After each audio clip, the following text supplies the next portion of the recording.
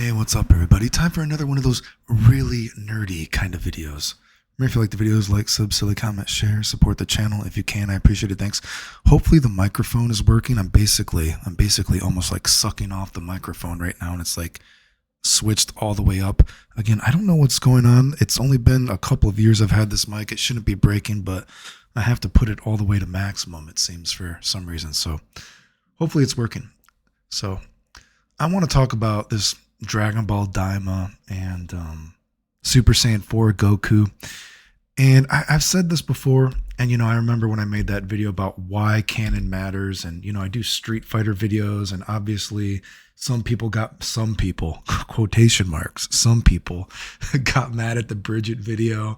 It wasn't that Bridget being transgender is necessarily bad. It's just that canon needs to matter, and there needs to be rules, right? If there isn't any rules, I think it makes it harder to get more invested in the fandom and to enjoy it, I think, right? Because when I look at Dragon Ball Daima and this Super Saiyan 4 Goku thing, like for the most part, Dragon Ball Daima is me. It's whatever to me, but it's drawn well. It's aesthetically pleasing, right? But the whole Super Saiyan 4 Goku thing, although it looks really cool, I just go back to what I've said before, and that canon needs to matter, right? There needs to be rules for something, right? Everything just seems to use a cheap pop, and I don't necessarily like to use wrestling terms, but it works, right? But it's like a cheap pop to me. So many cheap pops for all this stuff that we're seeing. And I think that it cheapens it when there's not any rules. Like, I don't know, did they ever explain why they changed how the Potara was again at the beginning of Daima? Are we going to see what's going on with that? We see, is this supposed to be taking place in an alternate universe? Because if it's not taking place in an alternate universe, then how are we explaining why Goku never went Super Saiyan 4 versus Beerus or anybody else during Super, right? And I'm also confused as to why they were shocked when they saw Super Saiyan 4 Goku when they just showed the old Namekian, whatever his name is, making Goku Super Saiyan 4, but then they're shocked he's Super Saiyan 4. Shouldn't you be more shocked the first time? Why weren't you as shocked the first time? I don't know. It's weird, and it just seems like a cheap pop. And I'm not trying to be grumpy, because again, I think Daima, I think it looks great. I wish that we could get like a Vegito episode that was drawn well, right? I think it's aesthetically pleasing, but it's just kind of dumb. And when I say when canon should matter and that when canon doesn't matter, when there's no actual rules for anything, it cheapens it. Because think about being a nerd, right? Sorry. Think about being a nerd, right? We all have our favorite characters, and it's fun to imagine, oh, could this character beat this character? Could this character beat this character?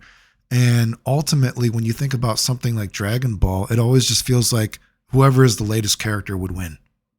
Nothing matters, right? Because there's no rules for anything, right? Like, even look at the Vegito stuff. Obviously, I like Vegito. I just think he's aesthetically pleasing to me. I like the earrings. I like all the kick moves. I like the laser sword, electric final Kamehameha. That appeals to me, right? But is there any actual real proof now? Like, we could look at old MOOCs or something like that of what people used to say in guides or something like that. But is there any proof that Vegito is actually a strong character anymore? If you really think about it, because you could just say, like, look, okay, think about it from this perspective.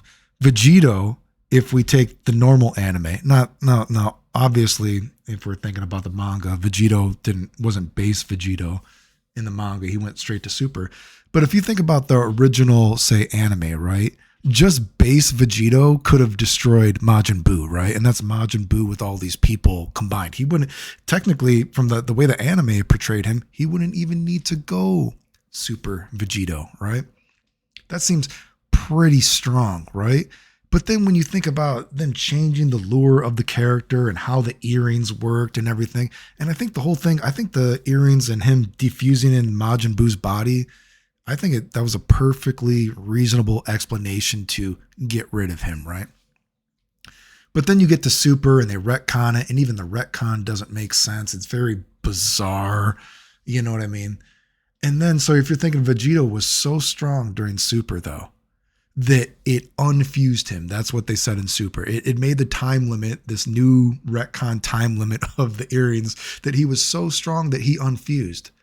But if we're going to buy this like power scaling of the anime and everything like that, the characters, by the time that you got to the Tournament of Power with like Kefla and everything, shouldn't Kefla have basically just automatically diffused right when she put on the earrings? Then, if she's that strong to be fighting people like, Super Goku Instinct, whatever it is, Ultra Instinct Goku, whatever, all this crap, it doesn't make any sense. And it's just so, that kind of stuff cheapens it, because it's like, how can you have and I know this is kind of weird to say about an anime because it's, it's fiction, but how can you have like a quotation marks real conversation about who would win a fight when none of it matters? All that matters is who is the next character, who's the newest character. Oh, now he's going to be the strongest, right? It cheapens it, right? And just like when I've used the Ryu example, when you think about, when you talk about fandoms and everything like that, Ryu is not even the same character anymore when you think about Street Fighter. Ryu being my favorite character in Street Fighter 2, the actual lure of the character of humbling Sagat. The Dragon Punch is this most powerful move. It left a scar on his body. You know what I mean? Now he has to wake up every day to a scar because of his arrogance, thinking that he was the best when this random dude, Ryu, the whisper of a hero, was able to beat him. That Ryu is my favorite character. That's my favorite version of Ryu. But if you think about the lure of Street Fighter now, Ryu is not the same character. The Satsui and the Hado and all this kind of stuff. He didn't even legitimately beat Sagat anymore in the lore of the story. Oh, he just got angry, and then Sagat went to help him up, and then Sagat, he cheap shotted Sagat with the Dragon Punch. That makes the whole story of Ryu and Sagat not even make sense. Why does Sagat join an evil organization of Shadaloo? He didn't legitimately lose. Why would he be so fucked up in the brain? Ryu is a terrible motherfucker. Ryu's a terrible person in the story. Nobody should like Ryu. He doesn't have many redeeming qualities, right? But certainly there's probably some people that like Ryu as a character. But let's say if you're to have a nerd conversation with somebody, you're like, oh, Ryu's my favorite character. And the other person's like, oh, Ryu is my favorite character. But the Ryus we like, they're not the same character anymore because the lure keeps changing. What is canon, right? What is real? What is the rules of this fake world, right? And that's why I just think it kind of cheapens it, when I look at stuff like the Super Saiyan 4 Goku. It's just weird because it just seems like everything's a cheap pop. And there needs to be more real rules, even if it's a fandom, even if it's something fake. Like, again, I appreciate Daima because I think it's stupid as fuck, but at least it looks pretty cool. It looks pretty cool, right?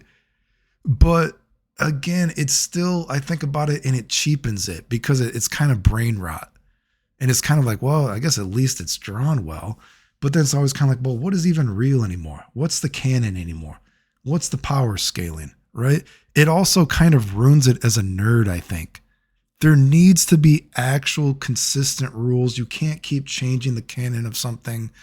I don't know. One of these nerdy videos, and I've made it before about Street Fighter. I've made it before about Guilty Gear, even though people got, mad for different reasons when I talked about it in Guilty Gear. And I'll make it for Dragon Ball again. That Daima looks cool, but it's brain rot.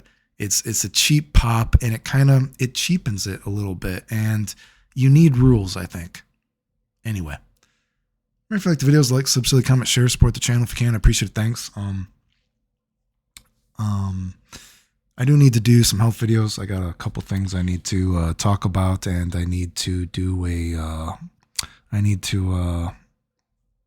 got another nerdy video. I want to do another one of those videos about how I would change Street Fighter just because I like videos like that sometimes. Get a little bit of the nerd out of me. Anyway, the end.